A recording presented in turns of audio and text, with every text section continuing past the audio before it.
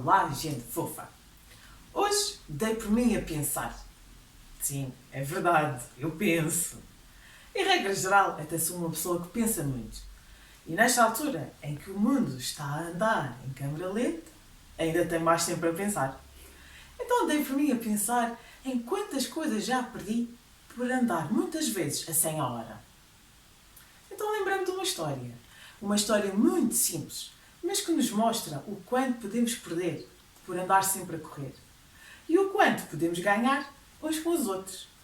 E essa história é Vicente, a lebre impaciente, de Timothy Chapman. E é esta história que eu vou partilhar convosco hoje. Por isso, não saiam daí, que a história vai já começar.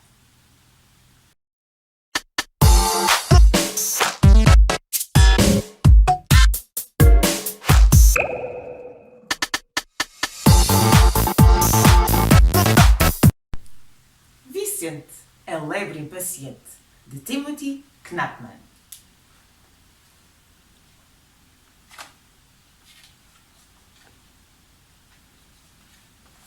Era uma vez uma lebre chamada Vicente.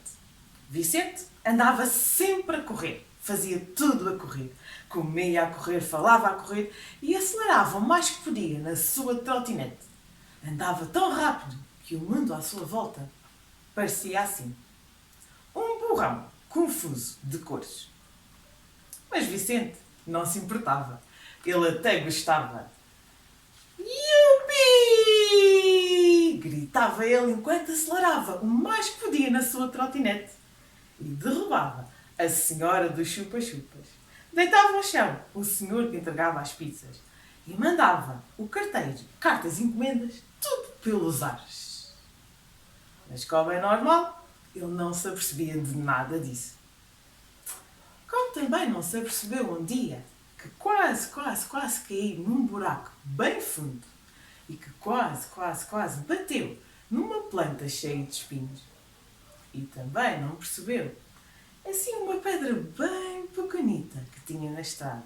E foi essa pedra que prendeu a roda da frente da trotinete e lançou Vicente e a sua trotinete pelo ar. E splash! Caíram bem no meio de um lago bem fundo. A sorte foi estar ali a buscar Timóteo, que estava ali muito calmamente. Quando viu o sucedido, pescou logo. Vicente pescou logo. Trotineta. Cá fora, Vicente percebeu. Estava bem magoado. E a sua trotineta, bem estragada. Oh não! E agora? A trotineta está estragada. Eu agora vou chegar tarde. Ainda por cima estou cheio de pressa. Oh, mas estás cheio de pressa para quê? Para onde tu vais assim nessa correria e com tanta urgência? Bem, a verdade é que eu não sei. Mas também só vou saber quando lá chegar, não é? E o problema é que agora vou chegar tarde. Bem, o Timóteo estava cada vez mais confuso. Não entendia nada. Mas percebeu que o Vicente estava mesmo aflito. E então, bondoso como era, resolveu ajudar. E disse: olha, eu posso ajudar-te. Eu posso tentar consertar a tua trotineta. Mas vai demorar algum tempo. É verdade. Timóteo era o contrário de Vicente. Era muito paciente. Ele comia tão devagar, tão devagarinho, que quando acabava o pequeno almoço, já estava na hora de almoçar. Ele falava tão devagar, que quem o ouvia quase adormecia.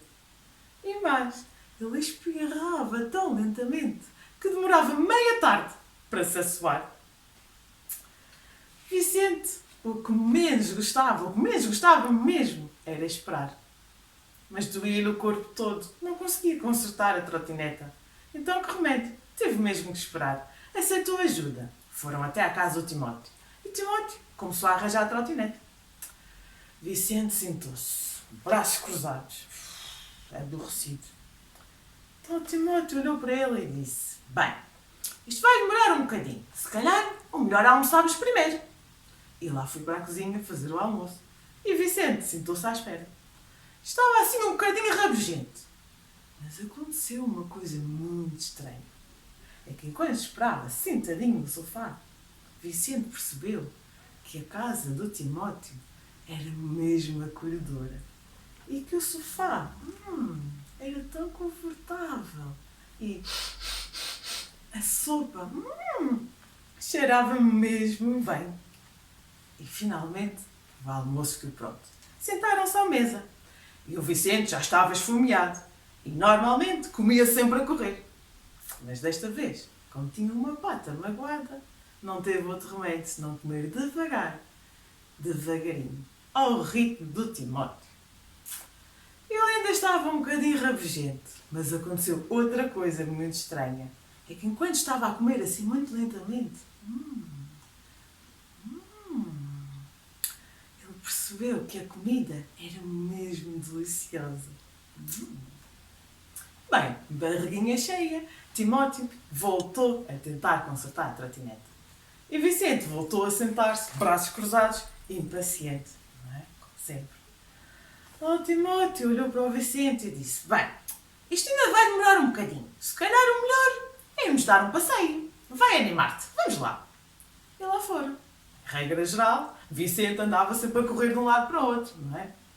Mas com uma pata magoada, não teve outro remédio senão caminhar lentamente, muito lentamente, ao ritmo do Timóteo. E ainda estava um bocadinho rabugento, mas já ao caminhar lentamente, reparou numa coisa.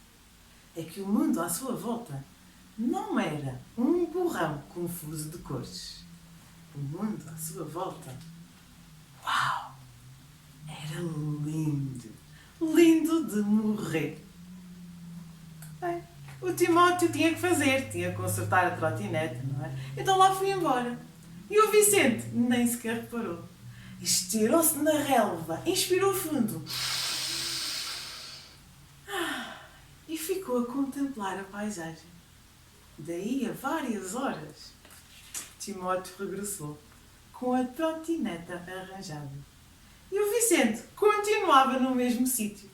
Acho que ele nem sequer se apercebeu da quantidade de horas que passaram. Quando viu a sua trotineta novinha em folha, ficou radiante e agradeceu ao Timóteo. Mais do que agradecer, pedi desculpa. Desculpa, eu sei que não tenho sido um bom amigo, ando sempre rabugento, sempre apressado, mas hoje, graças a ti, eu aprendi uma coisa. Eu aprendi que as casas podem ser acolhedoras, que os sofás podem ser confortáveis, que a comida pode ser deliciosa e que o mundo à minha volta é simplesmente lindo. O que posso fazer para te agradecer? Ao contrário do que costumava acontecer, Timóteo não demorou nem um bocadinho a responder. Yupi! Yupi! Yupi! Era vê-los de lá para cá, numa correria em cima da trotineta. E a partir daí, eles os dois fizeram muitos programas juntos. Ora tinham aulas de yoga, ora saltavam do paraquedas, ora surfavam ondas gigantes, ora ficavam horas a fio a pescar no lago. Mas havia uma coisa que nunca podia faltar. Ao final do dia, tinham que sentar à mesa e saborear uma refeição calmamente.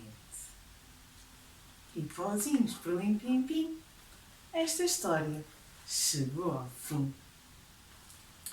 Bom, será que quando tudo voltar ao normal, nós vamos conseguir reduzir a velocidade? Nem que seja só assim de vez em quando. Tomara que sim. E agora, vamos às sugestões.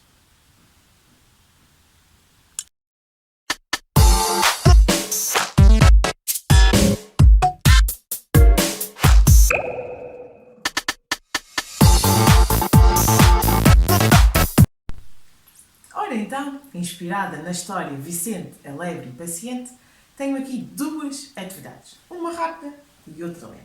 Vamos começar pela rápida. E chama-se Ditado Corrida.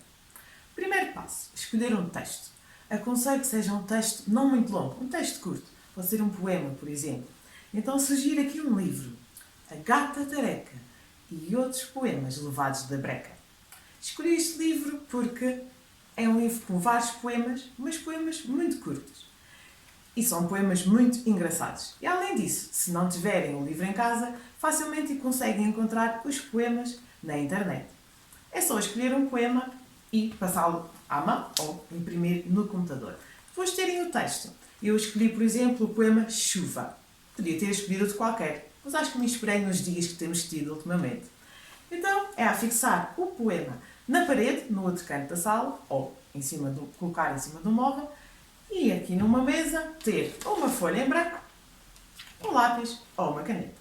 Depois, qual é a ideia? Correr até o texto que está no outro canto da sala, ler um bocadinho, voltar para a mesa e escrever. Voltar a correr até o outro canto, ler mais um bocadinho do texto, voltar até a mesa e escrever.